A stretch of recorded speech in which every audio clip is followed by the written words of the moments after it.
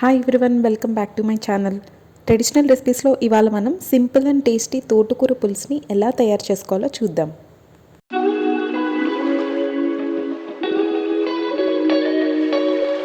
ఈ తోటకూర పులుసు రెసిపీని నేను మ్యారేజ్ అయ్యాక మా అత్తయ్య గారి దగ్గర నేర్చుకున్నాను. వేడివేడి అన్నంలో ఈ తోటకూర పులుసు వేసుకుని తింటే చాలా కమ్మగా ఇంకా ఎంతో టేస్టీగా ఉంటుంది. అండ్ ఇది ఎలా చేయాలో ప్రాసెస్ చూద్దాం. తోటకూర 2 కట్టలు శుభ్రంగా కడిగి ఇలా సన్నగా తరిగి పెట్టుకోవాలి. ఇంకా ఒక టమాటా, ఉల్లిపాయలు చిన్నవైతే 2, పెద్దదైతే 1 ఇలా తరుక్కోవాలి. ఇంకా 4 పచ్చిమిరపకాయలు, చింతపండేమో నిమ్మకాయంత తీసుకుని వేడి నీళ్ళల్లో మరిగించి ఇలా పెట్టుకోవాలి. ఇప్పుడు ఒక గిన్నెలో మనం తరిగి పెట్టుకున్న తోటకూర, టమాటో, ఉల్లిపాయలు ఇంకా పచ్చిమిరపకాయలు యాడ్ చేసుకుని ముక్కలు మునిగేంత వరకు నీళ్లు పోసుకుని ఉడికించుకోవాలి. ఈ ముక్కలన్నీ ఉడికే లోపల మనము పెసరపప్పుని కుక్కర్లో ఉడికించుకోవాలి. సో దానికోసమని ఒక చిన్న టీ గ్లాస్ అంత పెసరపప్పు శుభ్రంగా వాటర్లో కడిగేసి కుక్కర్లో ఉడికించుకుని పక్కన పెట్టుకోవాలి.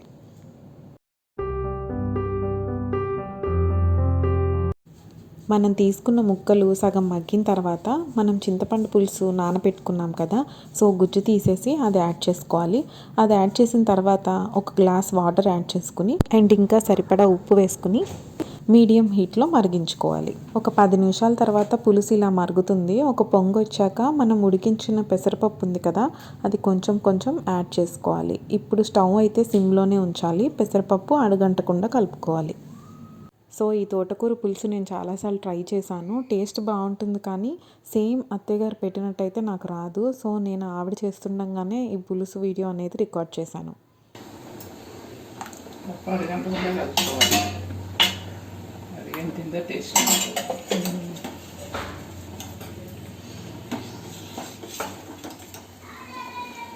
మనం ఉడికించిన పెసరపప్పు పులుసుకి యాడ్ చేసాం కదా, అది అడుగంటకుండా కలుపుతూ బాగా ఉడికించుకోవాలి. సో అది బాగా మరుగుతుంది కొంచెం సేపు అయ్యాక. అప్పుడు దానిపైన పోపు యాడ్ చేసుకుంటే పులుసు రెడీ అయిపోతుంది. సో చూసారు కదా, పులుసు ఈ విధంగా బాగా మరగాలన్నమాట. మరిగిన తర్వాత దీనికి మనం పోపు యాడ్ చేసుకోవాలి.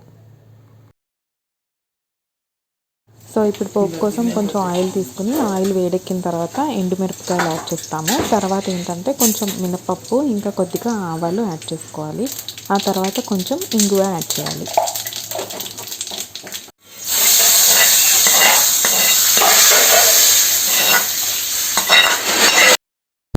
సో మన సింపుల్ అండ్ టేస్టీ తోటకూర పులుసు రెడీ అయిపోయింది.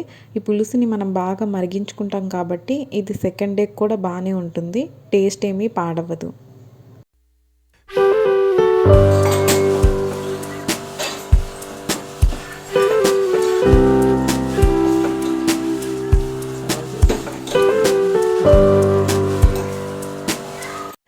సో ఈ ట్రెడిషనల్ తోటకూర పులుసు వీడియో మీ అందరికీ నచ్చింది అనుకుంటున్నాను. రేపు ఇంకో ఇంట్రెస్టింగ్ వీడియోతో మీ ముందుకు వస్తాను. Thank you for watching.